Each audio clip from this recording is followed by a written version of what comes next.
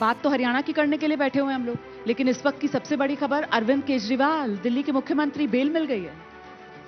मुझे लगता है कि दिल्ली में शायद इतिहास में पहली बार मुख्यमंत्री जेल में और जेल से बाहर आते हैं बेल पर, लेकिन जो चार्जेस हैं उन पर उससे बरी नहीं होते, तो ये जश्न का विषय नहीं है। मुझे ऐसा भी लगता है कि जिन विषयों के आधार पर उनके खिलाफ एजेंसीज ने केस किए हैं, उन विषयों पर जो तथ्य कोर्ट के माध्यम से जनता के सम्मुख आए हैं वो चौंका देने वाले हैं। क्योंकि अरविंद केजरीवाल जब देश की राजनीति में आए तो एक एक्टिविस्ट बनकर आए थे। उन्होंने स्वच्छ राजनीति का वादा किया था, लेकिन राजनीतिक पायदान चढ़ते चढ़ते वो देश की तिजोरी साफ करने लगेंगे, ये किसी ने कल्पना नहीं की थी। क्या विपक्ष के आरोपों को बल नहीं मिलेगा? क्योंकि इससे पहले संजय सिंह, मनीष सिसोदिया, उधर हेमंत सोरेन और अब अरविंद केजरीवाल, जो विपक्ष एक नैरेटिव गढ़ता रहा कि साहब ये सब वेंडिटा पॉलिटिक्स है, केंद्रीय एजेंसियों का विपक्ष के नेताओं के खिलाफ दुरुपयोग। हर दिन विपक्ष एक नया चक्रव्यूह बनाने का प्रयास करता है।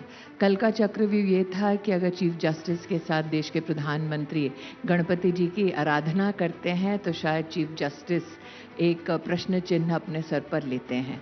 तो आज जो लोग कल की गणेश वंदना से खफा थे, क्या उन्हें इस बात का संतोष हो गया है कि जस्टिस का जो व्हील है वो अच्छे से टर्न हो रहा है? जबरदस्त पलटवार कर रही हैं आप। नहीं, ऐसा नहीं है। मुझे लगता है कि सच बोलने में और सच को समझने से कभी परहेज नहीं होना चाहिए। कल ही आप हमारे देश के सर्वोच्च न्यायालय को प्रश्नों के कटघरे में खड़ा कर रहे थे। आज क्या विपक्ष उन्हें बरी कर देगा? आपको लगता है कि उनके बाहर आने से हरियाणा चुनाव पे इसका कोई असर पड़ेगा? क्योंकि दिल्ली के वो मुख्यमंत्री हैं। चुना गया दिल्ली की सेवा करने के लिए, अगर वो अपना असर पहले दिल्ली की गरीब जनता की सेवा के लिए पहले दिखाएं तो बहुत बेहतर होगा। यहाँ पर ना सिर्फ नालियाँ चोक्ड हैं, यहाँ पर ना सिर्फ झुग्गियाँ तोड़ी जा रही हैं, यहाँ पर ना सिर्फ गरीब परिवार आज त्राहिमाम है कि उनकी रोज़मर्रा की ज़िंदगी चुनौतियों से भरी पड़ी है क्योंकि आम आदमी पार्टी की सरकार है। अगर वो वाकई में अपनी संवैधानिक जिम्मेदारियों को समझते हैं तो पहली उनकी जवाबदेही दिल्ली की जनता के प्रति बनती है। उनको जवाब देना पड़ेगा कि आज भी झुग्गी झोपड़ी का वो माहौल जिस पर उन्होंने ये वचन दिया था कि उनको बेहतर ज़िंदगी देंगे, वो बेहतर ज़िंदगी उन्हें कब मिलेगी। जहाँ तक कि हरियाणा चुनाव का सवाल है, मुझे लगता है कि अगर आप वापस इतिहास के पन्ने पलटें तो अरविंद केजरीवाल ने तो कहा था कि वो सत्ता के सेवक नहीं है, समाज के सेवक हैं। तो पहली सेवा वो दिल्ली की दे दें।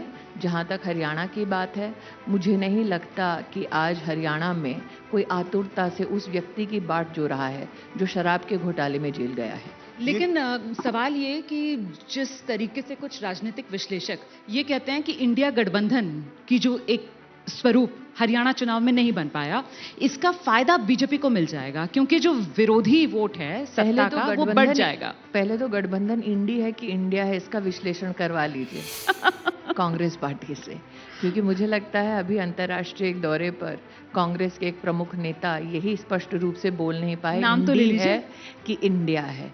और जहाँ तक बीजेपी को फायदा होता है अगर अलायंस में कोई फूट आती है, मुझे नहीं लगता भारतीय जनता पार्टी अपना चुनाव दूसरों के राजनीतिक दलों में किस प्रकार की ऊंच नीच हो रही है उस पर आधारित करती है। हरियाणा में आम आदमी पार्टी मजबूत होगी तो बीजेपी को फायदा नहीं मिलेगा? मुझे लगता है बीजेपी का संगठन मजबूत होगा तो बीजेपी को फायदा होगा। बीजेपी के कार्यकर्ता वोटर्स के सम्मुख अपने कामों को लेकर जाएंगे, गांव-गांव, गली-गली, तो उससे फायदा होगा। लेकिन स्मृति जी, किसी भी सरकार के गठन का सबसे बड़ा माध्यम होता है जनता। दिल्ली में लगातार अरविंद केजरीवाल जीत रहे हैं, 4 चुनाव जीत चुके हैं, एमसीडी का चुनाव जीत चुके हैं और इस बार भी दावा कर रहे हैं क्योंकि सरकार में। तो कैसे आप कह रहे हैं कि उनका काम जनता के बीच में नहीं है या जनता उनको पसंद नहीं करती? लगातार जीत रहे हैं। खुद अभी ही तो सबसे बड़ा कारण होता है। इस सम्मेलन से कैमरा लेकर चलें, यहाँ से 10 मिनट की दूरी पर आपको दिखाई दे जाएगा कि चुनाव लड़ना और चुनाव पश्चात जिन वादों को किया था उसके आधार पर जनता को सेवा देने में कितना फ़र्क है। आप जहां इस वक्त अपना सम्मेलन कर रहे हैं उससे 10 मिनट की दूरी पर भी एक झुग्गी झोपड़ी है, वहां जाकर हाल देख लीजिए कितना बेहाल है।